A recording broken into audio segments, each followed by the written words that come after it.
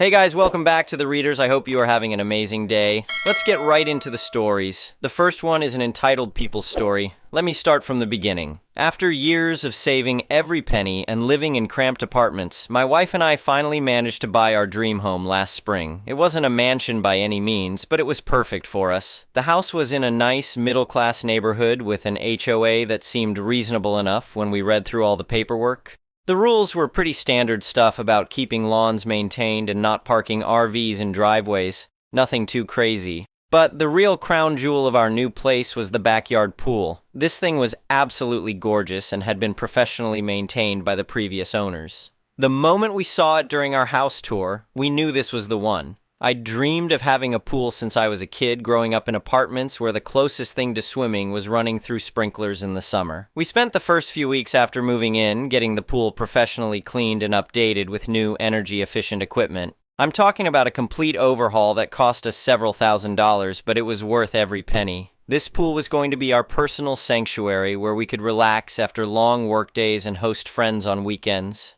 The neighborhood seemed pretty quiet overall. Most of our neighbors were friendly enough, giving us waves when we were outside and welcoming us to the area. The HOA president lived just 2 houses down from us, a woman in her 50s who seemed to take her position very seriously. She introduced herself during our first week and made sure to remind us about trash day schedules and the importance of maintaining property values. She came across as someone who really enjoyed having authority, even if it was just over lawn maintenance and mailbox placement. Everything was going smoothly until one perfect Saturday afternoon about 3 weeks after we'd moved in. I was finally getting to enjoy our newly renovated pool, floating on an inflatable chair with a cold drink in hand, thinking about how all those years of saving and sacrifice had been worth it for moments like this. That's when I heard someone calling out from our fence line. I looked over to see the HOA president standing there with a clipboard and what looked like some kind of official paperwork. She didn't bother to come to our front door or ring the doorbell like a normal person would. She just positioned herself at the edge of our property and started talking as if she had every right to be there. She announced that she was there to conduct what she called a mandatory community asset inspection. According to her, the pool needed to be checked against HOA safety protocols to ensure it met community standards. She said this with the kind of authority that suggested she'd done this many times before and expected immediate compliance. Now, I'm not the type to just roll over when someone tries to push me around, but I also wanted to be respectful since we were new to the neighborhood. I politely reminded her that I'd read all the HOA documents thoroughly before we bought the house, and nowhere in those bylaws was my pool listed as any kind of community asset. It was clearly private property, and while I appreciated her concern for safety, all the pool equipment exceeded county code requirements.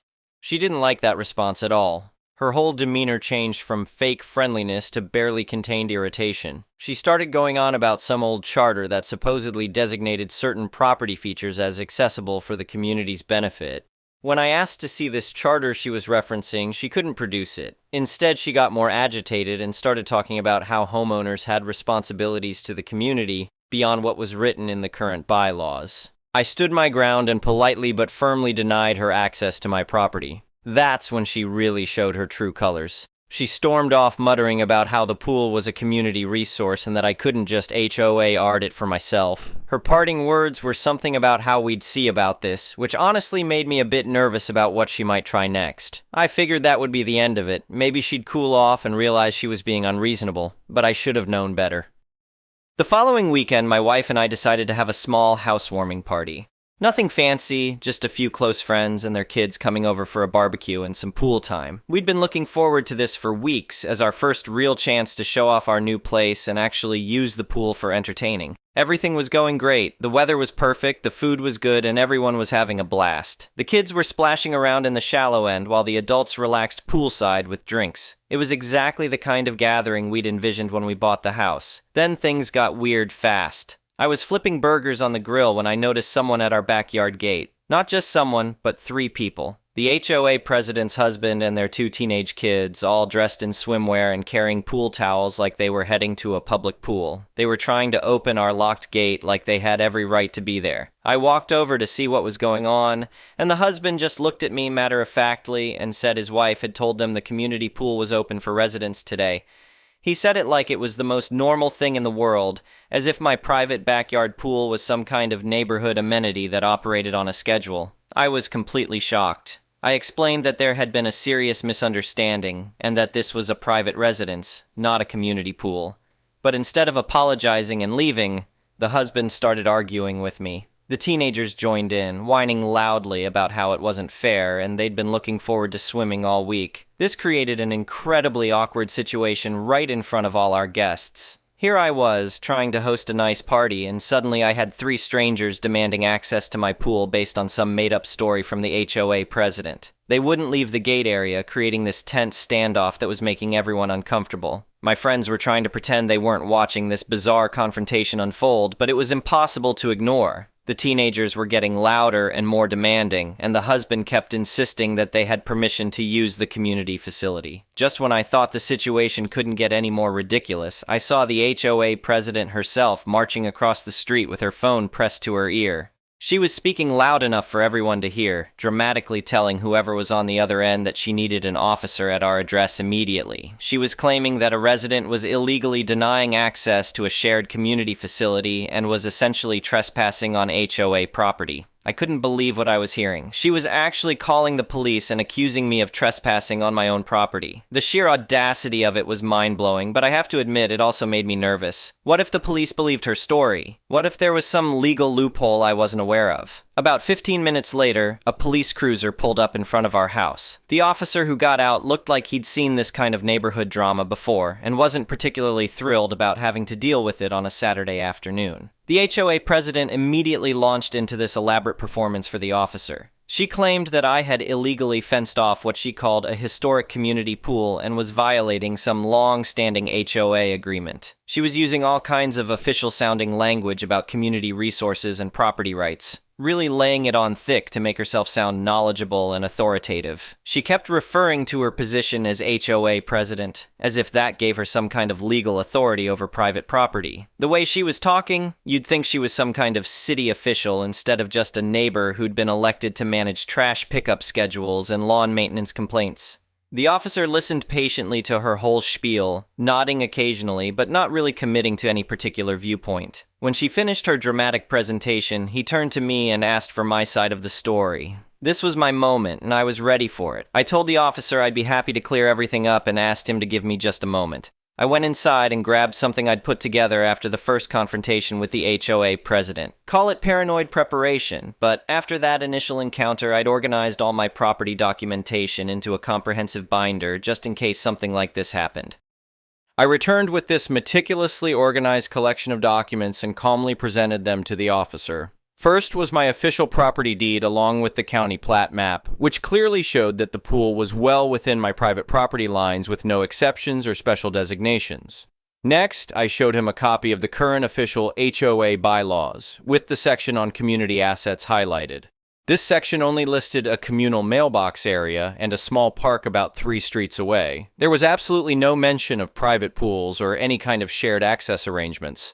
I also had receipts from our recent pool renovation, proving that we'd invested thousands of our own dollars into maintaining and upgrading what was obviously private property. If this was some kind of community asset, why would we have been responsible for paying for all the improvements? The final piece was a printout of an email from our title company confirming that there were no easements, community use provisions, or any other restrictions attached to our property that would give anyone else access rights.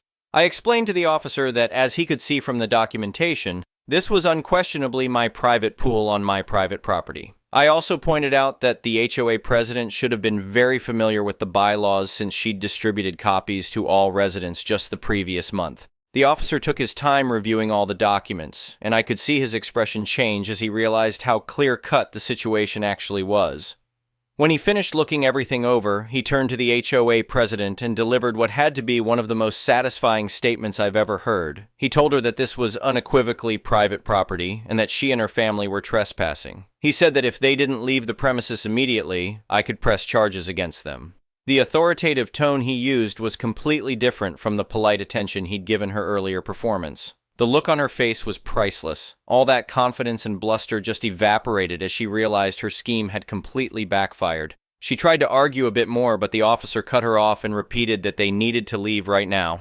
Watching her and her family slink away in front of all our guests was incredibly satisfying, but I wasn't done yet. This kind of harassment and abuse of power couldn't just slide. The next day, I drafted a formal complaint to the rest of the HOA board detailing everything that had happened. I included copies of all the documents I'd shown the police, the incident number from the officer's report, and signed statements from our friends who had witnessed the entire confrontation. In my complaint, I outlined how the HOA president had abused her position, engaged in harassment, and wasted police resources by filing a false report. I made it clear that her actions were not only inappropriate but potentially illegal. The evidence was overwhelming, and the other board members had no choice but to take action. They called a special meeting to address the situation, and according to the HOA bylaws, abusing power for personal reasons was clear grounds for removal from office. When the vote was held, she was unanimously removed as HOA president. But that wasn't all. The board also issued her a formal warning and fined her for harassment, using the very same bylaws she'd tried to twist to her advantage. The whole neighborhood found out about what had happened, and her reputation as this authoritative figure was completely destroyed. She went from being someone who strutted around the neighborhood checking everyone's compliance to someone who couldn't even make eye contact when we passed on the street. A few weeks later, I was back to enjoying peaceful afternoons by our pool. One day while I was swimming laps, I noticed her walking her dog on the other side of the street. The moment she saw me, she quickly looked away and hurried past. All that self-important authority she used to carry around was completely gone. The new HOA board has been much more reasonable to deal with. They focus on actual community issues instead of trying to extend their authority into people's private property. Our neighborhood is definitely more peaceful without someone constantly looking for ways to flex imaginary power. Looking back on the whole situation, I think what bothers me most is how she really believes she could bully us into giving up our property rights. She saw new homeowners and thought we'd be easy targets who wouldn't know any better or wouldn't stand up for ourselves.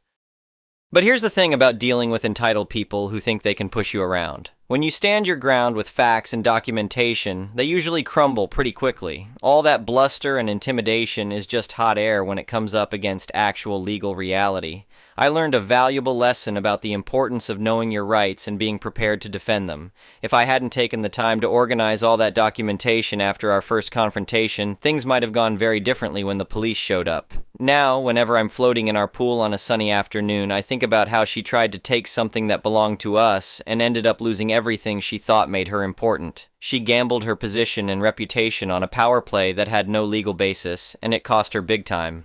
The whole experience taught me that sometimes the best way to deal with a bully is to let them defeat themselves.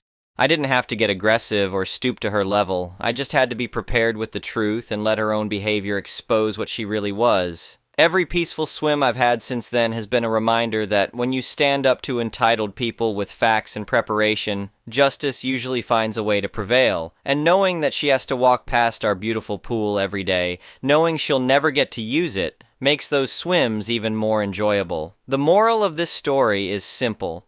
Document everything, know your rights, and don't let anyone intimidate you out of what's rightfully yours. Sometimes standing your ground is all it takes to watch entitled people destroy themselves with their own bad behavior. I still see her around the neighborhood occasionally, but now she's just another resident without any special authority or influence. Meanwhile, our pool continues to be our private sanctuary where we can relax and entertain friends without worrying about entitled neighbors trying to claim what isn't theirs. In the end, she tried to take my pool, but instead, I took her crown. And that's a trade I'd make any day of the week. Update, 6 months later. Well, Reddit, you asked for an update on the pool situation, and boy do I have one for you. Things have gotten even more interesting since my original post, and I thought you'd all appreciate hearing how this story truly ended. First off, the new HOA board has been fantastic. They actually focus on legitimate community issues like organizing neighborhood cleanups and managing the common areas. No more power trips or attempts to control what people do on their private property. It's amazing how much more pleasant the neighborhood feels when you don't have someone constantly looking for reasons to flex authority they don't actually have. But here's where it gets really good. About 2 months after the pool incident, I started noticing some unusual activity around the former HOA president's house. There were real estate signs going up, then coming down, then going back up again. Clearly, something was going on. I found out from another neighbor that she'd been trying to sell her house ever since losing her HOA position. Apparently, the humiliation of the whole situation had made living in the neighborhood unbearable for her. But here's the kicker. She was having serious trouble finding buyers. It turns out that word had spread throughout the real estate community about her behavior. When potential buyers would research the neighborhood and HOA, they'd come across references to the incident. Some of our neighbors had even left reviews online about the previous HOA leadership's overreach, specifically mentioning the pool situation. One of my friends who works in real estate told me that entitled HOA board members actually hurt property values because buyers worry about dealing with that kind of harassment. So in trying to control everyone else's property, she'd actually damage the value of her own. But wait, it gets better. Remember how she filed that false police report claiming I was trespassing on HOA property? Well, the police department apparently takes that kind of thing seriously. A few weeks after my original post, I got a call from a detective asking if I wanted to press charges for filing a false report. I thought about it carefully. Part of me wanted to let it go since she'd already lost her position and been publicly humiliated. But then I realized that filing false police reports wastes taxpayer resources and could have seriously impacted my life if I hadn't been prepared with proper documentation. So I decided to pursue it. The detective was incredibly thorough. He reviewed all the documentation I'd provided, interviewed the officer who responded to the original call, and even spoke with some of our party guests who witnessed the whole thing. The case was pretty straightforward since everything was so well documented. She ended up being charged with filing a false police report, which is actually a misdemeanor in our state. She had to pay fines and court costs, plus she got a criminal record out of the deal. I heard through the neighborhood grapevine that this made her house sale situation even more complicated. The really satisfying part was learning that her homeowner's insurance dropped her because of the criminal charges. Apparently, deliberately filing false reports violated some clause in her policy about fraudulent behavior. So now she was dealing with having to find new insurance at higher rates on top of everything else. About 4 months after the original incident, she finally managed to sell her house, but at a significant loss from what she'd originally listed it for. The constant price drops and time on the market had made it clear she was desperate to get out of the neighborhood. The day the moving truck showed up was honestly one of the most peaceful days we'd had since moving in. Watching her load up all her belongings and leave for good felt like the final chapter of this whole ridiculous saga. But the story doesn't end there. A lovely family with 2 young kids bought her house. When they introduced themselves to the neighborhood, they specifically mentioned that they'd heard about the previous owner's behavior during their research and were relieved to find out she was gone. They said they'd almost looked elsewhere because they were worried about HOA drama. The new family has been absolutely wonderful. Their kids love swimming, and guess what? I actually invited them over to use our pool a few times during the summer. The difference is, they asked politely, respected our property, and understood that it was a privilege, not a right. It's funny how easy it is to be neighborly when people actually respect boundaries and don't try to claim ownership of things that aren't theirs. The current HOA board even asked me to serve on a committee to review and update the bylaws to prevent future abuse of power. We've added specific language about board member conduct and clear procedures for addressing complaints about board overreach. One of the changes we made was requiring board members to complete training about property rights and HOA authority limits. We also established an appeals process so residents can challenge board decisions without having to resort to police involvement or legal action. I've become something of a neighborhood resource for people dealing with HOA issues in surrounding communities. Word apparently spread about how I handled the situation, and I've had several people reach out for advice about documenting their own cases and understanding their rights. The most rewarding part has been helping other homeowners stand up to entitled board members who think their position gives them unlimited authority. I always tell them the same thing that worked for me. Document everything, know your rights, and don't let anyone intimidate you with fake authority. Our pool has become the social center of our little section of the neighborhood, exactly like we'd hoped when we bought the house. We host regular gatherings for friends and neighbors who we actually enjoy spending time with. The difference between voluntary community and forced compliance is night and day. Last weekend, we had a big end-of-summer pool party with about 20 people. As I was grilling burgers and watching everyone have a great time, I thought about how different things could have been if I'd backed down during that first confrontation. If I'd let her establish that she could just claim authority over my property, who knows what other entitled behavior would have followed. She probably would have tried to control other aspects of our lives too, making the whole neighborhood miserable with her power trips. Instead, standing firm from the beginning sent a clear message that we weren't going to be pushed around. Sometimes the best way to deal with a bully is to show them immediately that their tactics won't work on you.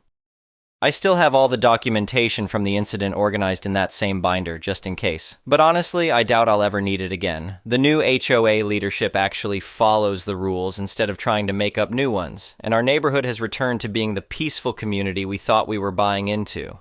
Every now and then, when I'm floating in the pool on a quiet evening, I think about how she tried to take something that belonged to us and ended up losing her position, her reputation, her insurance, and eventually her home. All because she couldn't accept that other people had rights she needed to respect.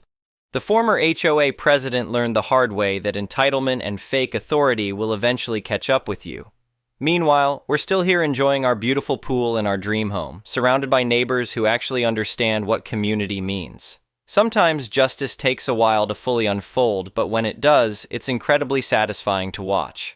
The moral of the story remains the same. Know your rights, document everything, and never let entitled people convince you that their convenience is more important than your property rights. Thanks for all the support and comments on my original post. It's been amazing to hear from so many people who've dealt with similar situations. Remember, you don't have to put up with bullies just because they have some minor position of authority. Stand your ground, and more often than not, they'll end up destroying themselves with their own bad behavior. Now, if you'll excuse me, I have a pool to enjoy. The next one is a pro-revenge story. I had recently partnered with a small production facility in my area. Our contract was based on capital investment, along with designing, implementing new automation processes. 2 years outlook finished in 8 months. Was a typical small production facility comprised of 50 production workers through 2 shifts of 12 hours that ran 2 days on, then 3 days off. Also had 2 production supervisors for each shift, and 1 maintenance supervisor for each shift. The people and their attitude is ultimately what led to my decision to be more than an outside contractor for this company until I worked the night shift for a week due to shutdowns that needed to occur to implement certain line upgrades. This is where I met him. We will call him Richard Head. Richard seemed like a nice guy in our first few encounters, and then I heard him in his element directing his maintenance crew at night over the radio. He would belittle this group of guys who were there to do a set task list every night for whatever machinery they were doing preventative maintenance on, unless something broke on the line, which would require attention first, obviously. I have never heard grown men spoken to like this and never heard any nasty remarks back or defending themselves. He would call them stupid on the radio if they were having trouble troubleshooting a problem, call some fat and lazy, called one black guy the knee asterisk, asterisk, asterisk, asterisk. The guy had been there since they opened the doors, and to be honest, made me want to rescind any commitment I have ever made to this company. When I escalated this up to the plant manager, he assured me that it was friendly banter and they rarely had complaints against him. True, because anyone who ever did so in confidence of anonymity was always outed and then singled out until they were terminated by him. Since no one was going to listen to me, I decided to do my due diligence and started to document everything I heard on the radio with a date, time, witnesses to the treatment, and what rights the individual was having violated due to our state and federal outlines. I made this spreadsheet my entire time in the shift, documenting every personal account I witnessed as well. Harassment is a major problem with industry work, but the one that I have learned is the company killer is retaliation. If you can prove that, then they stand no chance. I saw him one night tearing down this 50-year-old man who requested 2 days off to the point I wanted to lose my cool, but knew it would ruin all the information I was gathering. Days off were BC, his nephew was just in a car accident 2 days prior and had to have multiple reconstructive surgeries scheduled. I knew that now was the time to move on everything. I rounded up all the maintenance guys and shared all my documentation with them. They didn't realize the importance of this information like I had. They just said nothing will change. Nothing changed, BC. No one treats an issue as an issue if you come with incorrect, non-detailed information. The fact that he used the radio so much was a godsend that they didn't see as well. When he spoke this way to people, he must not have ever realized that there are other supervisors on shift, and that they unintentionally became the strongest witness in the cases, especially when you have some audio recordings verifying the accounts. They have no choice but to acknowledge what they have heard. Each worker took their logs, and even though I have a capital time investment in this facility, I urge them at a minimum to petition to have this man removed or to threaten legal action. Once they coordinated a day to expose all this, it was like watching a sports movie when the underdogs take the championship and get the girl at the same time. Not only did the man finally get fired, but the entire atmosphere around the place changed more than I could imagine. Older machines ran the best they have ever ran in my time there, and people loved coming to work again. They also put a placard on my door for when I came in about a week later. It said, #1 boss, but the boss was crossed out, and hand engraved under it was the word badass. I obviously removed it from my door, but I put it in my home office and is probably the best thing I have ever received from a facility. The next one is a malicious compliance story. Back when I was in the Army, my tank driver was someone who you'd really not want to spend time with unless you absolutely had to. Like, for instance, if you were in a tank crew with him and needed the tank to actually get from point A to point B. When it comes to crew breakdown in a tank, it goes like this. Tank gunner, my position. Coolest job in the tank. You get to shoot the big gun. You also have to do the least amount of maintenance work on the tank. Loader does most of the idiot work in the tank. Has to carry and load multiple heavy tank shells, tilde 45-50 kg each. Not much maintenance work, but spends like 2-3 hours cleaning the 3 machine guns. Driver drives the tank. Pretty simple, but a good driver will give you a smooth ride. A bad driver will make you feel every dip and bump in the terrain. Does the most maintenance work since they are in charge of the tank tracks and bogies, steel wheels in the tracks, tank commander, knows how to do all the positions, doesn't do any maintenance since they are usually in briefings on maintenance day. A good crew knows how to begin to think alike, doing things together without asking. It helps that you sleep together in the tank so you all get to know each other pretty intimately, nothing like pissing in a water bottle to remove any shyness between crew members. When it comes to maintenance, you can either have all the gunners from the platoon get together and work on all the platoon's tanks together, same with driver's gunners, or each crew can do their own tank. Usually we prefer the first option because it goes quicker. In this case, my crew was sent to support an infantry exercise on a different base in the middle of the desert on our own. We were simulating a whole tank company, but budget cuts meant only one tank was sent. Sunday we got to base and deployed with our tank down into the exercise area. Monday, Wednesday night, we exercised. Thursday morning, the drill ended, and it was maintenance day. Crucial element here is that you don't get to go home for the weekend until your maintenance is complete. The flip side being that you could leave as soon as maintenance was completed and signed off on. The entire exercise, the driver was being a complete ass. I don't know if his girlfriend broke up with him or whatever, but he was even more annoying than usual. Aside from his attitude, his driving was so bad, the TC almost broke a rib one time, and I nearly got a black eye when shooting in motion, and he, unintentionally I'm sure, aimed straight for a small ditch. By the time Thursday came around, the loader and I couldn't get rid of him for the weekend quickly enough. But alas, first, maintenance beckoned. One of the tasks the gunner has to do is clean the cannon with an oiled cleaning rod. This is a 3-man job. Loader in the tank and 2 people clean it from the outside. It can't be done by one person, no matter how strong they are. I asked the driver to help me since the loader was inside the tank. The driver angrily told me he didn't want to hear from me or speak to me. No worries, I found somebody to give me a hand for a few minutes and we got the job done. I completed the rest of my maintenance work pretty quickly, like I said, not much actually, with the help of the loader, and then I gave him a hand cleaning the machine guns. The 2 of us were done before lunchtime, just waiting for the TC to sign off on our work so we could start our weekend early. Driver, on the other hand, realized that he didn't have any other drivers to help him maintain the tracks, tension, tightening bolts, greasing ports, etc., and he had told us to F off. He was still working on the tank when it got dark and was told to stop for safety reasons. He had to continue the job on Friday morning and missed out on a day of leave. I want to say that his attitude changed on Sunday when we got back to base, but you know it didn't. Thankfully, after about 2 more months of his nonsense, he was transferred out. I have no idea where he is today. I'm still good friends with the loader and TC. The driver can get bent. The next one is an entitled people story.